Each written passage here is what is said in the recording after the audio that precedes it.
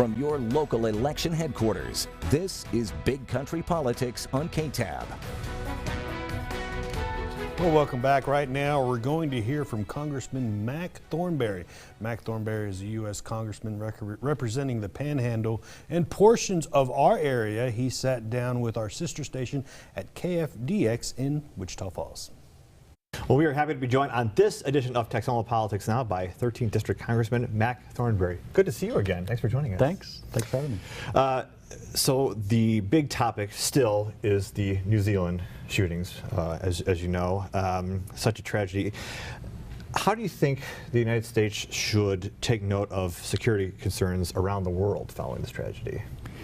Well, there's probably a fair amount still to learn about not only how did this particular individual get weapons, but what's in his background, what could have led him to do this terrible thing. I think the more interesting thing for our society and for lots of us is the social media aspect of this. So he not only wanted to kill all these innocent people, he also wanted to video it so that his message would have that much more impact. And then the challenge for Facebook and these other companies is taking down that video. So the role of social media in our society, both for good and for ill, is something we're all going to have to talk a lot more about. Mm-hmm. And staying on the topic of New Zealand, Secretary Nielsen sees domestic terrorism as a, quote, real and serious danger, as you probably heard. How can, you just mentioned social media, do you see that as warfare? The use of it? Well, it has certainly been a form of warfare by the Russians against us. We know they intentionally would take a divisive issue like gun control, race relations, and they would push social media posts on both sides of it just to divide us. We have seen them use social media in other countries as part of their tactics to increase their influence. So it is part of the less than what we traditionally think of as warfare, but it's a way that ISIS, these white separatist groups, Russians are all using a tactic they are all using to advance their interests, and so we've got to think about that. Mm-hmm. Speaking of thinking about things, one thing the country's been thinking about since he brought it up was the border wall structure, what have you. The Pentagon tells Congress how it can come up with at least $3.6 billion siphoning from military construction projects. Are you for them putting those projects on hold to help build the president's structure? No, I'm not. I am for building the wall where it makes sense, but I'm also for taking care of our troops, and none of us should have to choose between the two.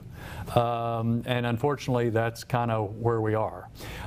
If there's any money that's ultimately taken from military construction, and there's all these court challenges and stuff underway, but if they do, we need to backfill it as soon as possible, because there is a backlog of military construction that runs into the tens of billions of dollars. So any money you take hurts our troops and their readiness. If that's what's going to happen, then we need to backfill it as soon as possible. So also, Kirstjen Nielsen said there is a crisis. This is not a made-up crisis. So where would the money come from? Where would you suggest the money comes from to build a wall? Well, I think we need to fund it straight up, and I voted for money directly out of the Treasury to build portions of a wall where it makes sense. Now, the Border Patrol will say, and the President says, they're not for a wall from coast to coast, but there are definitely areas along the border where it would help the Border Patrol do their job, and that's what I'm for. We ought to just fund it straight up, and we ought to fund the military needs straight up. We shouldn't have to choose between one of these two, because they both really deal with national security. On the one hand, we're talking about the border wall, and then all of a sudden now it seems as though the 2020 election is right around the corner, which could have an impact on things like that. You have all these candidates, 13 now as it stands. Some of those candidates are saying, well, we want to maybe change some things, particularly the Electoral College, possibly abolish it. You're shaking your head no. No, I am shaking my head no on that. Okay. It's worked pretty well for 220 years. I'm not ready to get rid of it. What I'm shaking my head over, though, is there will be an issue of the moment.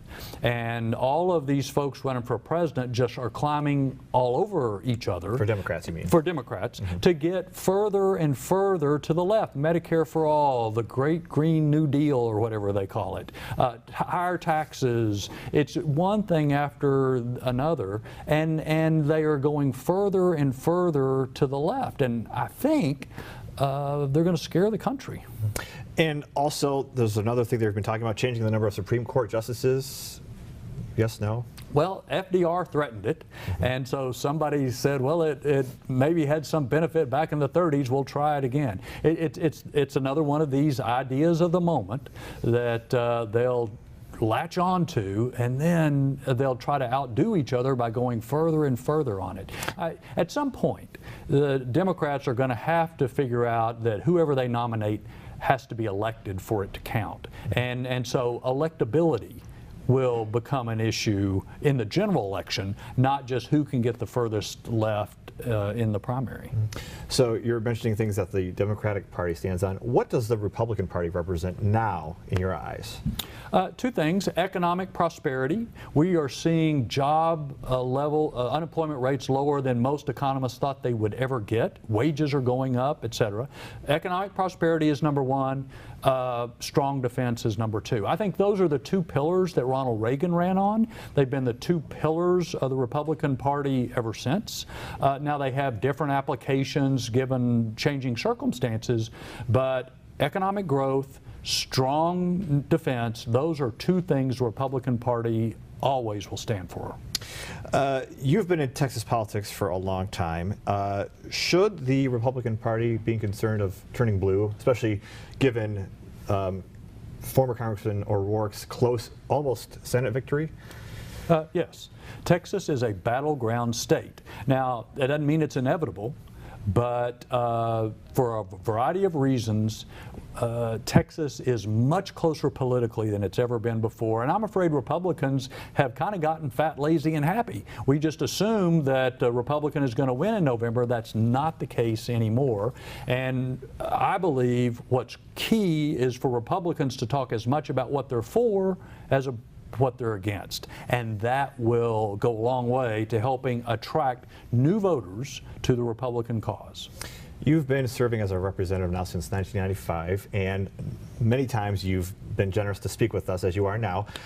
Do you ever get tired of the mudslinging from both parties, and often being being attacked for something that someone in your party may have said or done, and trying to defend that, or trying to, you know? Sure. I mean, in some ways you can say, well, that's politics, and it's always been part of politics. On the other hand, there are elements of that that are worse now than they've ever been.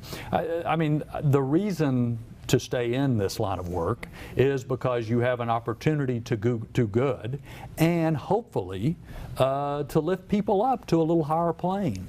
And sometimes you're going against the current when you try to do that, but yet I think that's our responsibility as elected officials, to try to do better and encourage and maybe even occasionally inspire people. Okay. Not a bad idea, for sure. Now, before we let you go, we'd like to end this with what we call our rapid fire segment. You answer 5 random questions with your gut reaction. Are you up for it? I'll try. All right. Are you more of a hunter or a gatherer? Hunter. Okay. Your favorite 90s jam? I don't know 90s jam. Okay. All right. See, we're putting them on the spot here. What were you like in high school? Probably too serious. Okay. But I got a lot out of high school. But politics can be serious, so Yeah, I guess that's probably a good benefit. Yeah. If we didn't know you as Congressman Mac Thornberry, how do you think we would have, or would we know you if you weren't in politics? As Mac. Okay. In other words, you're a lot of a different career maybe? Yeah, well, always involved in the cattle business. That's what my family's always done. I practiced law for a while, but maybe I would have found something other to do than that. Okay, all right. And finally, who would win a fight? Superman or Spider-Man or Batman? Batman is bigger, stronger. He would have trouble tracking Spider-Man down, but if he ever got him, he'd win. Okay. Congressman Mac Thornberry, always a pleasure. Thanks very much.